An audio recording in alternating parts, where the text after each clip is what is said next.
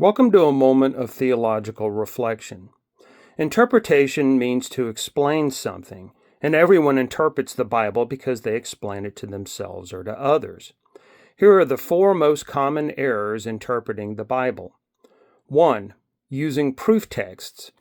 The most common error is using one verse without taking into consideration how it fits with the author's intent or background. You should always read the entire chapter to understand the context.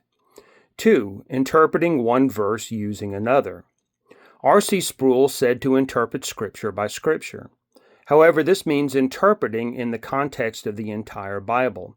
It doesn't mean interpreting individual verses taken out of context.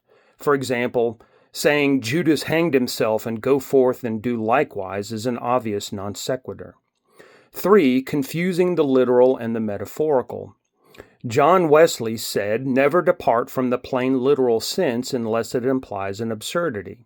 There are statements that are obviously not literal, such as Jesus saying, "I am the vine." But there are also statements clearly not meant to be metaphorical, such as a sign of the end being wars and rumors of wars. 4. Relying on translations. Some people use specific translations to support their interpretation, but in some cases, interpretations can be inaccurate. It's always good to look at the original language if a doctrine depends on one verse or word.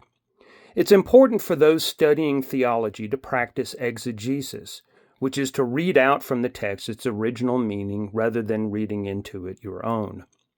To avoid error, you must learn to interpret the Bible correctly.